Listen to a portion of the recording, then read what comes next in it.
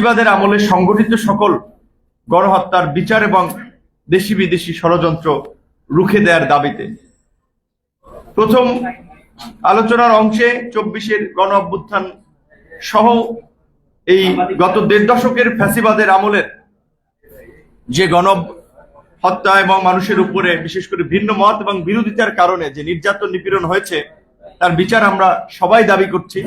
বিশেষ করে আমরা যদি সাদা চোখে দেখি, স্বাভাবিকভাবেই এই 24-এর গণ অভ্যুত্থান কিংবা 36 জুলাই এটা আপনার 10-15 দিন কিংবা 36 দিনের আন্দোলনে এই গণ অভ্যুত্থান হয়নি।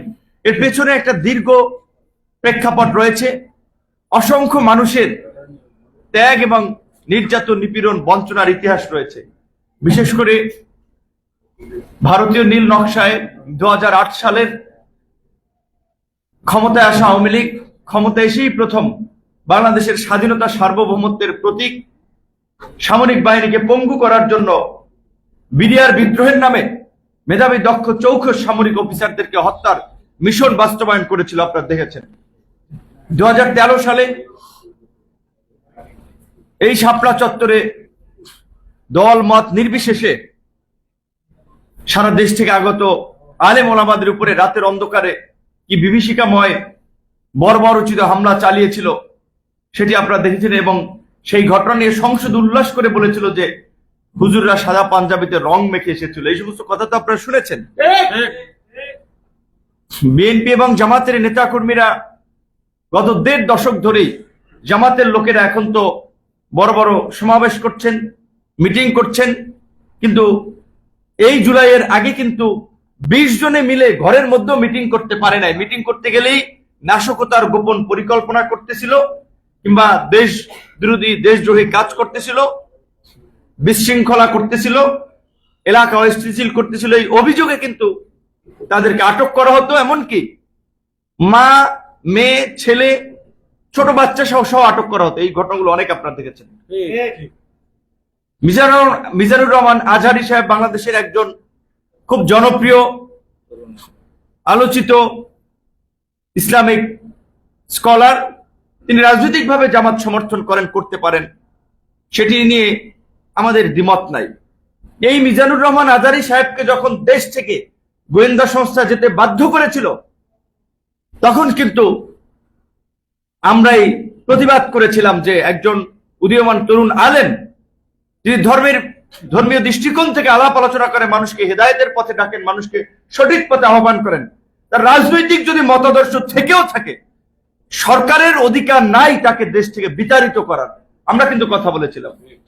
জামাতকে যখন এই যুদ্ধাপরাধীদের বিচারের নামে ফাঁসি দেওয়া হচ্ছিল, জামাতের সবচেয়ে ঘনিষ্ঠ সহযোগী একসাথে সরকার গঠন করেছিল, 4 দলীয় জোট গঠন করেছিল।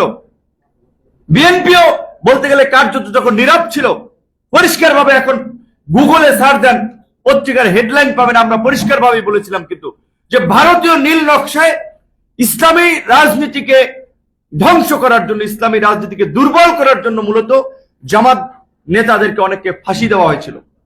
সেই বিচারের ট্রাইব্যুনাল বিতর্কিত ছিল, সে তখন অনেকে বলছিলেন, কিন্তু আমরা এই প্রজন্মের তরুণরাও কিন্তু সেটি সামনে এনেছি। জামাতের রাজনীতির সাথে আমাদের রাজনীতির আদর্শ, আকীদা, অনেক কিছু ডিফারেন্স, কিন্তু মজলুম যখন হচ্ছে, যখন ন্যায়ের পক্ষে কথা বলতে গিয়ে কিংবা একটা রাজনৈতিক প্রতিপক্ষকে আরেকটা দল সরকারে থাকা অবস্থায় বিনাশ করার মিশন নেবে, এটি কিন্তু একটা দেশের সংস্কৃতি হতে পারে না। যার কারণে কিন্তু আমরা প্রতিবাদ করেছিলাম।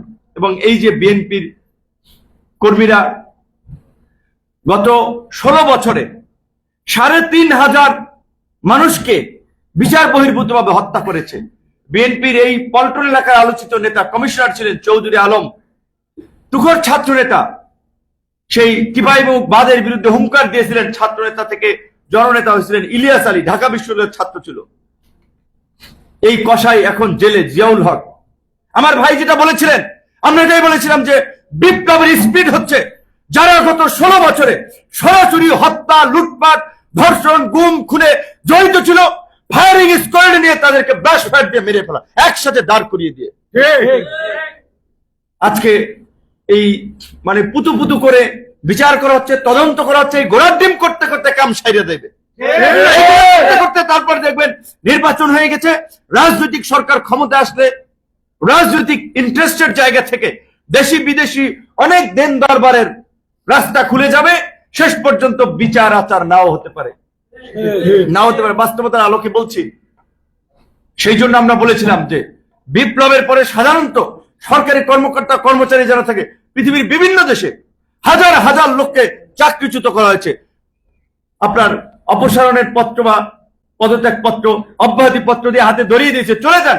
সরকারি এই কর্মকর্তা কর্মচারীদের 20 লাখ কর্মচারীদের মধ্যে যদি 50,000 কর্মচারীকে চাকরিচ্যুত করা হতো, এটা কি খুব বেশি হতো 20 লাখ কর্মীর মধ্যে? এই গণ অভ্যুত্থানে যারা অংশ নিয়েছে, ছাত্র জনতা নাগরিকরা, প্রাইভেট প্রতিষ্ঠানে চাকরি করে সরকারি প্রতিষ্ঠানে চাকরি করে নাই, তাদের মধ্যে থেকে কয়েক লক্ষ যুবক এবং শিক্ষিত উপযুক্ত মানুষ আছে যাদেরকে চাকরি দেওয়া যেত, কিন্তু করে নাই।